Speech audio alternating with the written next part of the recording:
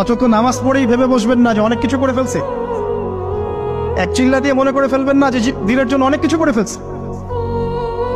একটা হজ করেছেন, ওমরা করেছেন, সিয়াম রেখেছেন, দিনের জন্য দান সৎকার করেছেন, একটা মাদ্রাসা মসজিদ করেছেন, ভেবে বসবেন না আপনি সব অনেক কিছু করে ফেলেছেন এবং অন্যরা সব কক্রোচ তেলা পোকা, ওরা জাহান্নামে যাবে এমনটা মনে করবেন।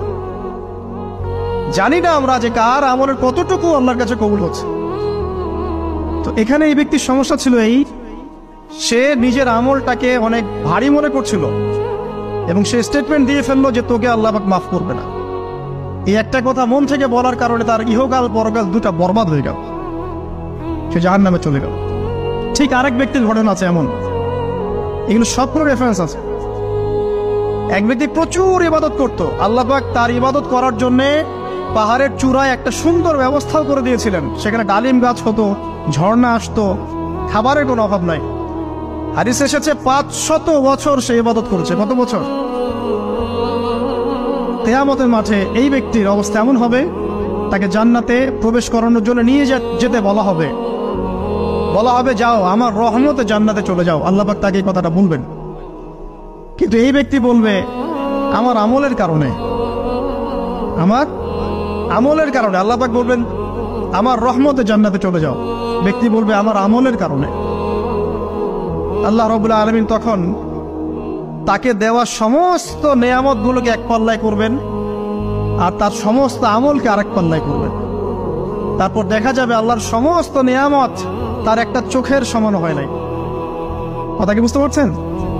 একটা চোখের যে নেয়ামত আল্লাহ পাকের, সমস্ত আমল ও 500 বছরের ইবাদত এতটুকু হয়নি। তারপর তাকে বলা হবে ওকে জাহান্নামে নিয়ে যাও। এবার জাহান্নামে যাওয়ার সময় সে বলবে আল্লাহ তোমার রহমতে আমাকে মাফ করে দাও। তখন আল্লাহ পাক তাকে আবার ডেকে নিয়ে আসবে, বলবেন যে তোমাকে যে আমি ইবাদত করার জায়গা করে দিয়েছিলাম, এটাকে তুমি নিজে করেছো না আমি করেছি? সে বলবে আপনি করেছেন। তোমাকে যে আমি সৃষ্টি করেছিলাম তখন কি তুমি কোনো আমল করেছিলে? বলবে না। তাহলে তোমাকে যে সৃষ্টি করেছি আমি, এটা কি তোমার আমলের কারণে? না। তোমাকে সারা দুনিয়াতে এত নিয়ামত দিয়েছি, এটা কি তোমার আমলের কারণে? সে বলবে না। তখন তাকে জান্নাতে প্রবেশ করানো হবে। কিয়ামতের মাঠে এমন অনেক ঘটনা ঘটবে যেটা আমাদের চিন্তার বাইরে। আরেকজন ব্যক্তিকে ডেকে আনা হবে, যে ব্যক্তি একটা দুটা নয় বরং 100টা খুন করেছে।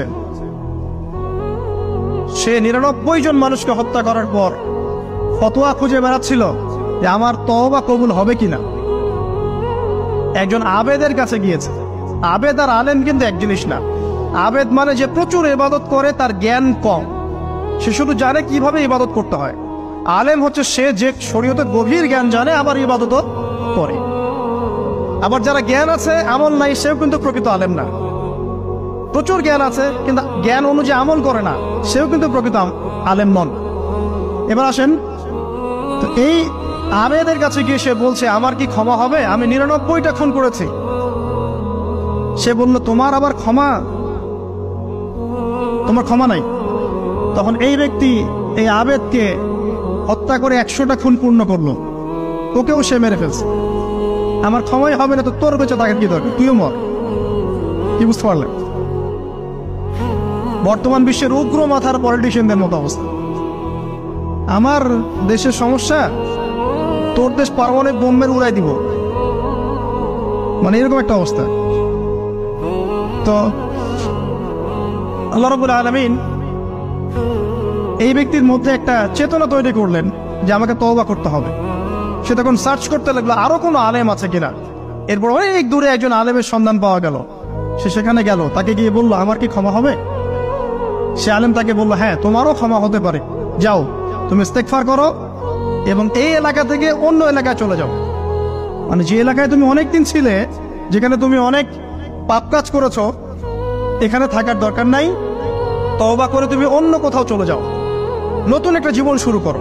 এখানে থাকলে হবে কি, তোমার স্মৃতিগুলো তোমাকে তাড়িয়ে বেড়াবে এবং মানুষ তোমাকে খারাপ নজরে দেখতেই থাকবে, তুমি তখন কষ্ট পাবে। এই জন্য তুমি চলে যাও। তো চলে যেতে যেতে সে রাস্তায় ইন্তেকাল করে। এবার তার রূহ নিবে কে? এই জন্য দুদল ফেরেশতা আসছেন, জান্নাতি এবং জাহান্নামী। তাদের মধ্যে বাক বিতর্ডা হচ্ছে কে রূহ নিয়ে যাবে। তো জাহান্নামের ফেরেশতারা বলছেন সে এতগুলো খুন করেছে, তার রূহটা আমরা নিব।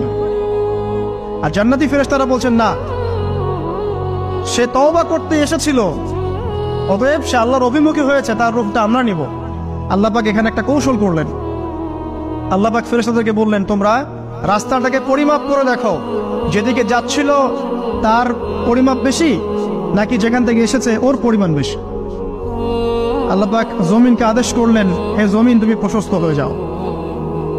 এবার পরিমাপ করে দেখা গেল সে তওবার দিকে আসছিল, এর পরিমাণটা বেশি। এই একটা কাজের ওসিলা আল্লাহ পাক তাকে মাফ করে দিলেন।